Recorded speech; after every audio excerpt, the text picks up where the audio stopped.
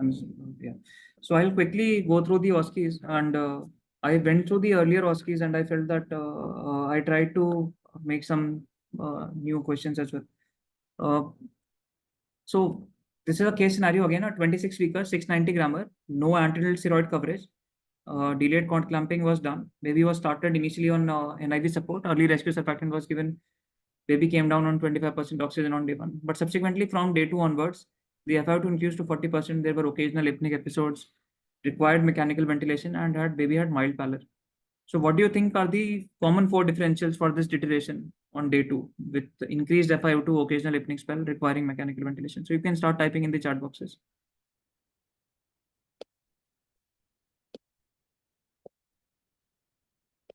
I'm not able to see any answers.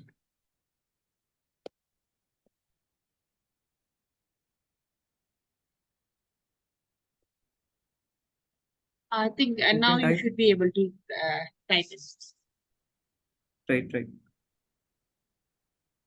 So people have writing, they have written IVH, PDA. Okay, so pneumothorax, pulmonary hemorrhage, congenital pneumonia. So okay, early onset sepsis, IVH. Okay, so deterioration on day 2 to day 4 on extreme preterm neonates. So if there is mild pallor and it is day 2 child, so IVH is definitely a consideration.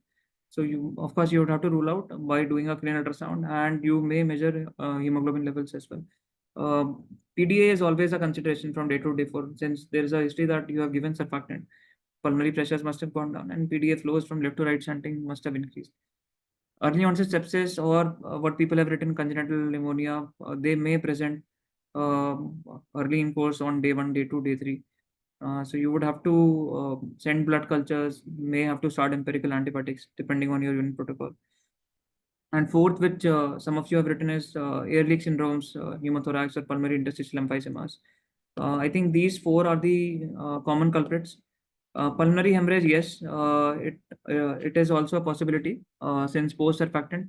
Again, that would be either visible clinically by blood in mouth, or if you do a X-ray, it will be a whiteout. So then you have to differentiate between pulmonary edema and pulmonary hemorrhage. So pulmonary edema can be secondary to sepsis as well as secondary to PDA. PIE is very well distinguished on X-rays. So I have highlighted this because this deterioration day 2 day 4 is a very common question and a very common differential. We see it in day-to-day practice, in our day-to-day practice as well. So this child, we did a echo. So this is the echo. So we know that what it is showing, it is showing a PDA. So I've labeled these 2 images here. What is shown in the orange and yellow arrow? So what is the orange thing? What is being shown in the orange thing? What is this, and what is the implication? And what is the yellow arrow? And what is the implication?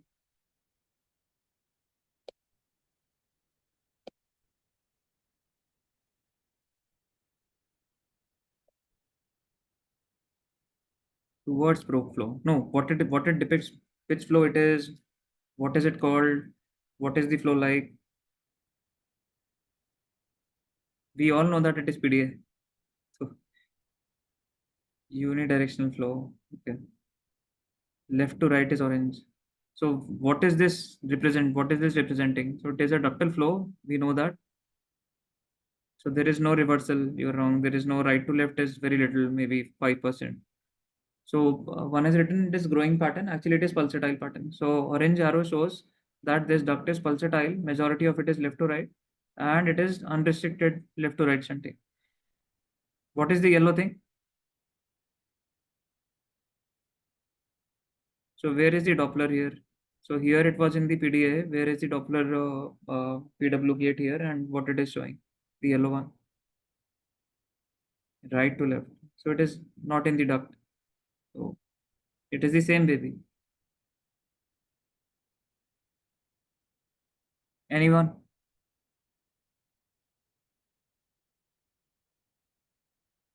So yes, it is left pulmonary artery Dopplers, and what it is depicting here, what I have measured here, this thing.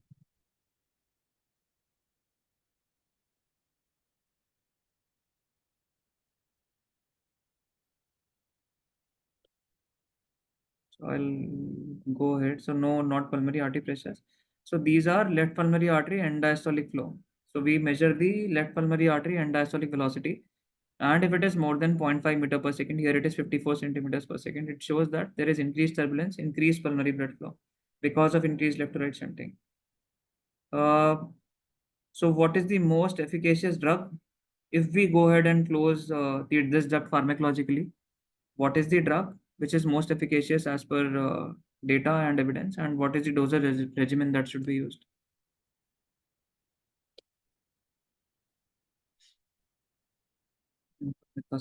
PCM. So what you use in your unit may be different from what is the most efficacious drug as per data. Because when you are using a drug, you will weigh in the risk benefits. So here we know that orange is PDA, PW showing pulsatile flow pattern, yellow is the LP and diastolic flow. Drug is ibuprofen is the most efficacious drug. Again, this comes from a network meta-analysis, not PCM. Indomethacin we no longer use. Ibuprofen with drug dose of 20 mg per kg, 10 mg per kg, 10 mg per kg after 24 hours apart in 3 doses is the most efficacious drug regimen that is used. So you may go through the 3 regimens, and PCM especially is less efficacious in extreme preterms in 25-26 weekers. So you can go through the data.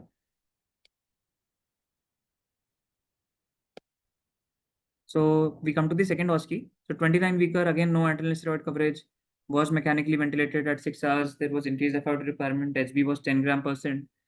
We did a NSG screening.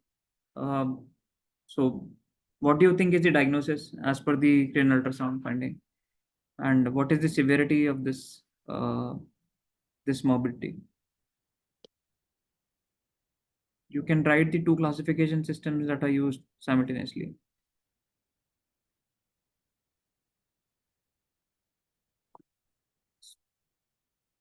I've written grade 3 IVH and Volpe's classification and Pepil classification. So yes, majority of all of you are right that this is grade 3 IVH. We say that this is grade 3 because almost all the lateral ventricle is filled and there is some increased, it is starting off increased in dilatation of the lateral ventricles. And when we are talking about classification, here is the Volpe's classification. The second Pepil is the one where the older classification where CT was used for managing classifying this. So two USG indices used in guiding treatment. So if grade 3 IVH has happened, what measurements will you take and what are the indices that you will look for serially? So Dr. Divya Krishna have written Levine, anterior onward, thalamic diameter. So VH ratio is, I think Evans ratio is, we do not have that, no longer, we do not use it at present in preterm post-hemorrhagic hydrocephalus. Ventricular index is Levine, which we use, anterior horn width we use, thalamo-occipital diameter we use, and I'll briefly touch upon how do we measure them and what we do. Identify this device for post-hemorrhagic hydrocephalus that we use. What is this device that is used in post-hemorrhagic hydrocephalus? You can see the image at the bottom. What is this?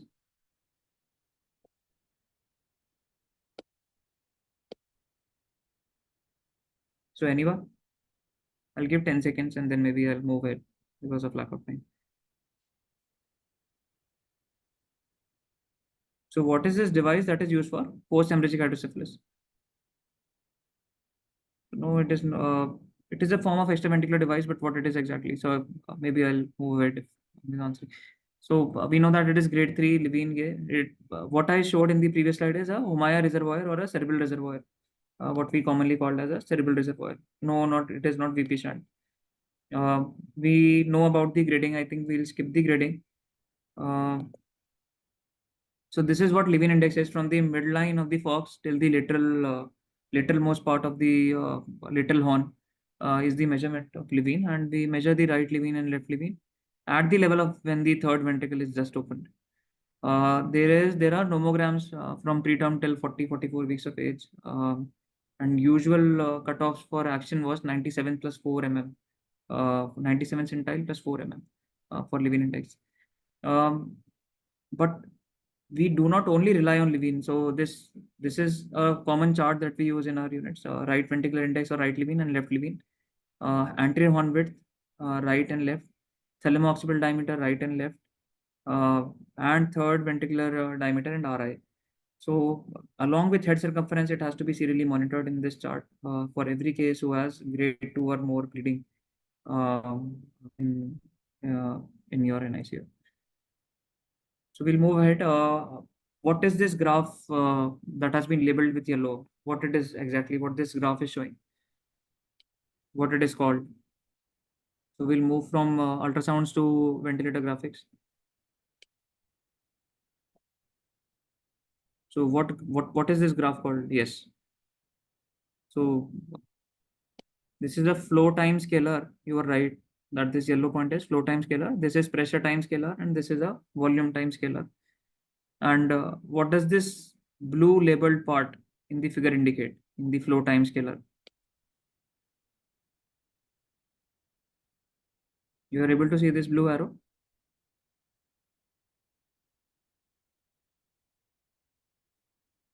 So it indicates inspiratory hold or excessive TI. So this indicates that there is some excess pressure. There is no flow in during this time. So if you look at, there is a sustained pressure during this excess TI, but there is no flow. So what this is causing is excess barotrauma. So if you want to remove this excess TI or inspiratory hold, either you can decrease TI or you can switch the ventilator mode to something else. So which mode will you switch to? This is a pressure assist control mode. So which mode will you use to eliminate inspiratory hold altogether? There will be no excessive TI. So SIMV is wrong because in SIMV it is time cycled ventilation and you set the TI in SIMV. Volume guarantee is also wrong because volume guarantee you just pick a volume and pick up pressure max, but you still have to give a TI if you are applying volume guarantee in assist control or SIMV. SIPPV is assist control only. So again, you put in TI and it is a time cycled mode. So you can eliminate this thing only in flow cycled modes.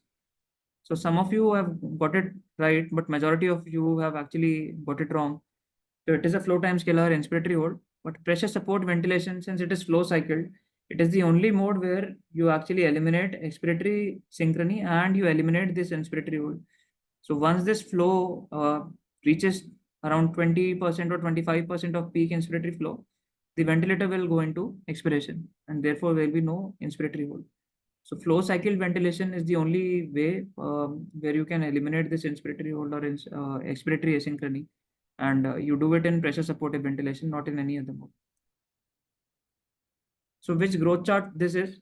Can you identify this growth chart? What is this growth chart?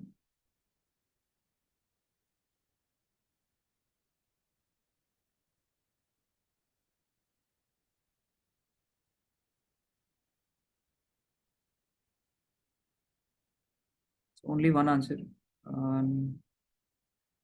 Inter. So it is not inter, it is intergrowth 21. And what it is at birth or postnatal, preterm postnatal growth chart. What do you think it is? So you are right that it is intergrowth 21 and it is a preterm postnatal growth chart of intergrowth 21. So is it a prescriptive chart or is it a descriptive chart? What is the difference between prescriptive and descriptive? You can go and read that whether it is prescriptive or descriptive. So it is a prescriptive chart, which means that it is a standard chart because they actually had a very narrow criteria for enrolling women with preterm births. So only healthy women, healthy babies who were born and had uncomplicated course were were incorporated in making these charts. Deficits of using these charts in less than 32 weeks gestational age babies. So I think one of you have written that very few preterm babies enrolled. So you are right that in less than 32 weeks, since they only had enrolling criteria for healthy women and healthy babies, so there were only 11 babies actually in less than 32 weeks, 12 babies in fact. So how can you circumvent this problem? So then what does a unit use when you are monitoring postnatal growth? So what are the other charts that can be used? Because of this fallacy that more than 32 weeks, you can use Intergrowth 21 in monitoring postnatal growth. But Fenton chart, though it is an intrauterine growth chart, it is an at birth chart, but it is used for postnatal growth because of the same fallacy. So I think you should read about all these growth charts thoroughly and how they were made. Which ones are descriptive, which ones are prescriptive. It is a common question, whether it be in OSCEs, it is, or in the final examinations. So here you are attending a delivery with 38 weeks, estimated weight of 3 kg, meconium stent fluid, CTG showed type 2 decelerations. Baby was not breathing at birth. So what are the initial steps and after providing warmth, what is the sequence of initial steps? And so we are basically touching upon an RP a little with term babies, excuse me, who did not, who the baby was not breathing at birth. And what is the sequence of initial steps? What will be the saturation target at 5 minutes?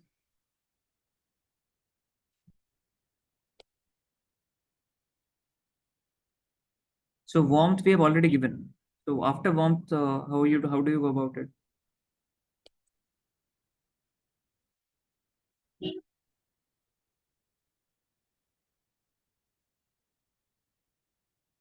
So 80 to 85 is the right answer for 5 minutes. So the rough idea is that even if you look at data from preterm newborns, those newborns who were able to achieve 80% saturation at by 5 minutes, they did well in the long term, irrespective of the fact that they were started on 30% or 40% initially or 21%.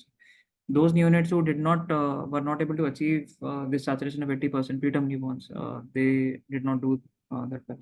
So again, dry stimulate position suction is the sequence of initial steps after providing warmth in the NRP 8th edition.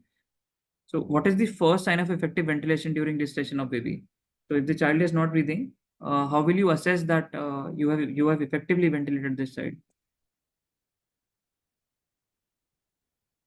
So the person who has written chest rise adequate, generally the first sign of effective resuscitation would be increase in heart rate, not adequate chest rise.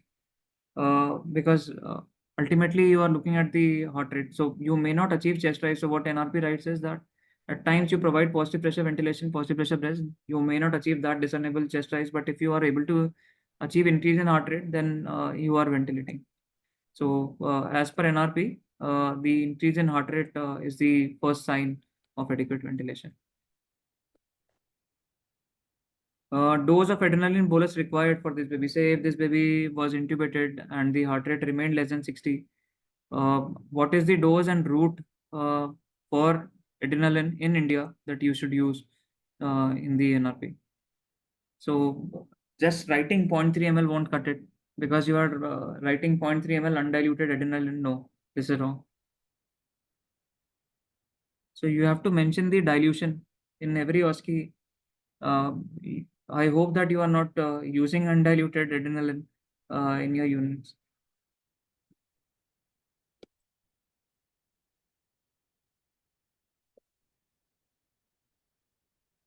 So in India, we have 1 is to 10,000 adrenaline, not 1 is to 1,000. So we use 0.2 ml per kg. So this 0.2 concept came in the 8th edition, where in previous editions it was mentioned as 0.1 to 0.3. Now they mentioned it as 0.2, and you have to follow it by a 3 ml NS flush. So this flushing thing you have to also write if you are asked in your NRP stations or in the OSCEs. So after how many minutes will you stop resuscitation if the APGAR score remains 0? So as per NRP, after how many minutes will you counsel parents? So most of you have written it correctly. It is 20 minutes. So after 20 minutes of effective resuscitation, if the APGAR is still 0, you can actually stop. So again, in the NRP 8th edition, there are certain changes that have been done, and this table is still there. What are the major changes that they have done?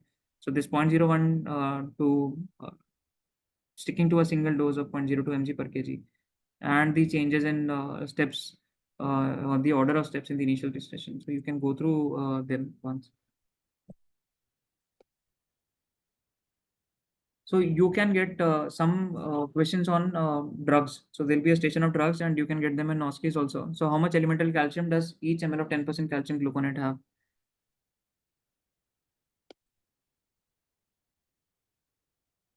Yeah, he's right. So 9.4 is the right answer, but roughly, generally, we take it as 9 milligram per ml. To be precise, it is 9.4. IV calcium has many complications. So two common complications that you think can happen with IV calcium, and therefore, if you give a rapid bolus, it can lead to bradycardia. More dangerous is that if it is extravasated, then yes, you have written that it can cause skin necrosis. Uh, Bradycardia and tissue necrosis is the right. And which drugs can precipitate hypocalcemia if they are being taken by the mother?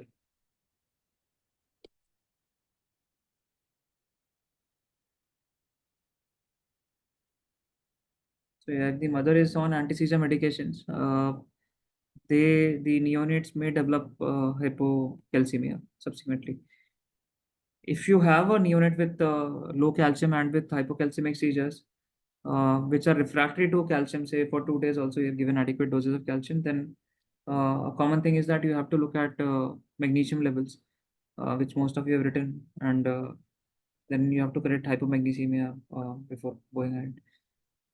I think ROP is a very important topic which will come up nevertheless either in OSCEs or in the Viva exams or in theory. So at 27 weeks, ATT grammar had his STOMI neonatal course, underwent ROP screening. So what does this image show exactly? What do you feel this image is showing?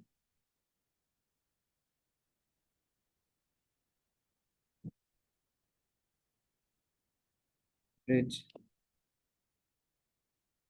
So the ridge has actually gone into stage 3. If you look at the images, ridge is only a single white line. You feel that here you are able to see that it has actually gotten inside, and there is tortuosity, fusion. Some hemorrhages are also there. So there is a very fine demarcation. So this is stage 3 ROP, and uh, what is the RBSK guideline is very important for you to know, because they are a little different from what some of the Western units are using. So as per ROP guidelines, even what gestational age cutoff, what do you think is the gestational age cutoff for doing ROP according to RBSK guidelines? So you're writing less than 34 weeks, less than 2 kg, 34 weeks, less than 2 kg. So RBSK has a mandate where it says that for babies who are between 34 to 36 weeks, and if they have been sick, you have to do ROP in those babies also. So what you are mentioning uh, is the first part. But if you look at it, gestation age between 34 to 36, then if the child has other comorbidities, then you have to do ROP screening in those babies also. When will you do the first screening in this child as per RBSK guideline? 27 weeker, 880 grammar, Stormy course. So according to Western guidelines, the first screening is generally done at 21 weeks. RBSK says that if it is less than 28 weeks, less than 1.2 kg, you can do it between 2 to 3 weeks of age. Not 4 weeks. Some of you have written 4 weeks. No. So what is type 1 ROP? How do you define type 1 ROP?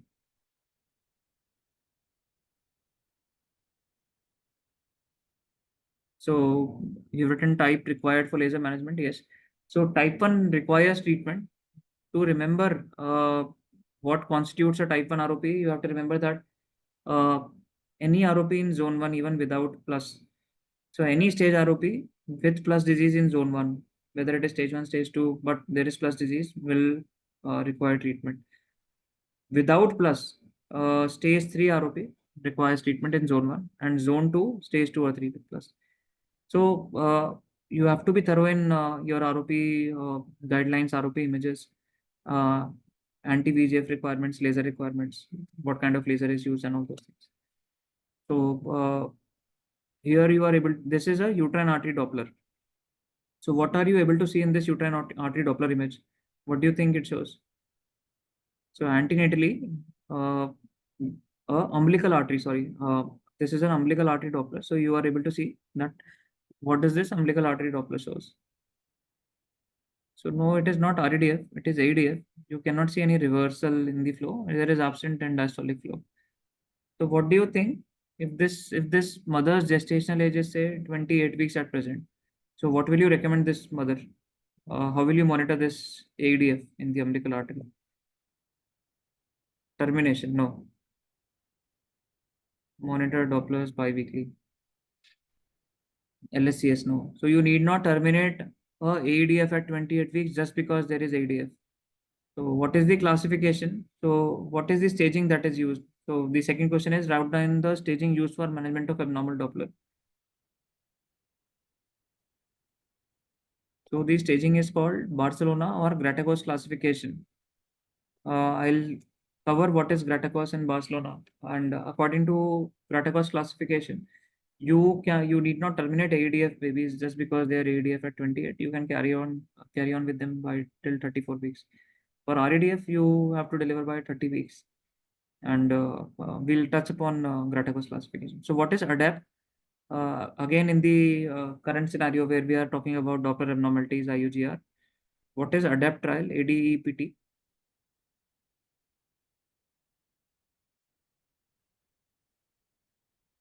Can you write the full form? Trial of feeding in IUGR babies, of course. Yes, it is a trial on feeding in IUGR babies. Okay, absent diastolic flow perception, normal Doppler anti perception, right? And what is pulsatility index basically? So I'll just briefly touch upon this is abnormal Doppler enteral perception trial, and pulsatility index is peak systolic velocity minus end diastolic velocity upon mean. Higher the PI, it means higher the vascular resistance. But just based on PI values, you need not terminate pregnancies. You have to follow the classification schema which was published in 2013-14. This is the Gratakos classification or the Barcelona staging, where if there is absent end diastolic velocity, you can carry on with pregnancy till 34 weeks, monitor biweekly. If there are no other indications, if there is no PIH where we are not able to control the hypertension in the mother, or there is no oligohydramnios and hydramnios. If there is REDF, then you can carry a pregnancy till 30 weeks. If there is ductus venosus reversal, you will have to terminate immediately, possibly before 26 weeks. If there is only CPR changes, estimated fetal weight is less, and there is only PI changes, then you may carry it till 37 weeks. You need not terminate pregnancy then and there. So this is important. And adapt, I think I'll not touch much upon it. It is the only trial where they tried early and delayed feeding among Doppler compromised neonates. Uh, Again, there's a trial called SIFT, for which was between 15 versus 30 to 40 ml per kg feeds. That trial also has a subgroup of Doppler compromised babies. So the crux of these trials are that these babies, there was no difference in NEC, but even if they tried early initiation, ultimately median time to reach significant feeds were significantly higher, 21 days and 28 days in ADAPT and the other trial. So which test does this picture represent? So I'll just finish my two OSCEs because I think I'm running late. Which test does this picture represent?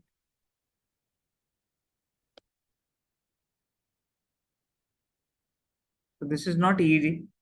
The person who has written CTG and EEG, they have never actually seen CTG and EEG probably.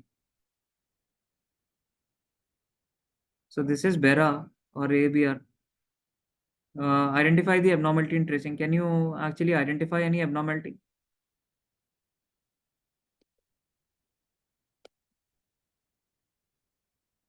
Anything abnormal that you can see markedly abnormal here?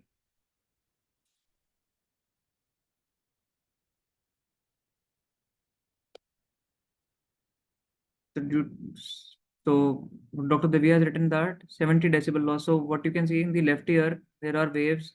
You can identify the waves 135 and 70 decibels, but in 60 decibel there are no waves. While in 60 decibel on the right side there are waves.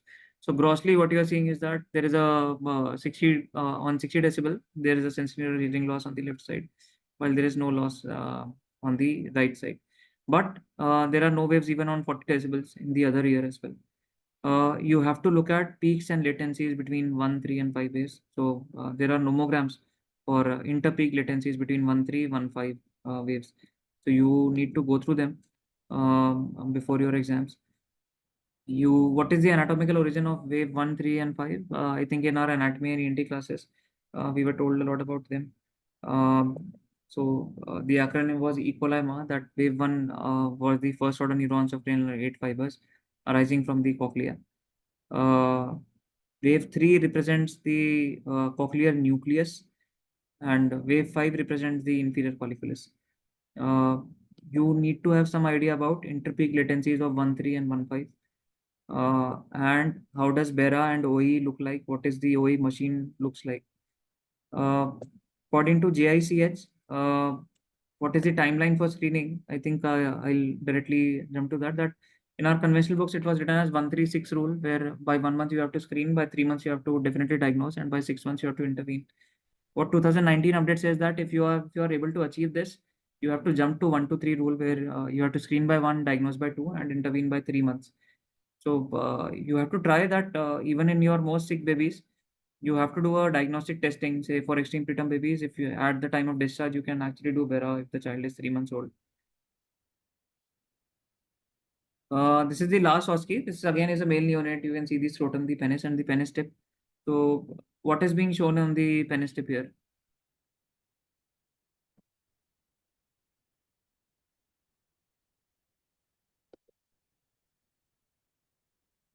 So yes, this is meconiuria. And what is the likely anomaly in this neonate where there is meconiuria? Fistula where? Hmm. You're right. This is, of course, there is imperforate anus, which we have already written in the question. So high ARM. So you divide anorectal malformations into high ARM and low ARM. In low ARM, you will not have a fistula usually, and there'll be a bulging kind of thing in the at the anal bulge. You can see that. In high ARMs, you will have a fistula somewhere where there'll be a drainage, and here you know that there is meconiuria and imperforate anus, so there is likely a high ARM. What other gut anomaly would you rule out clinically after birth in this case where there is a high ARM?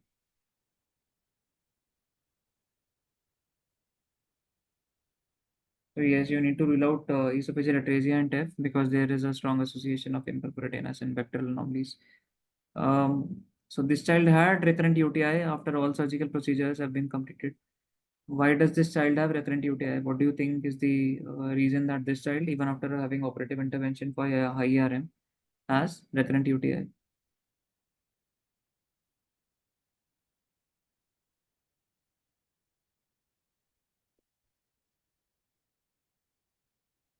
So VUR is one possibility, yes.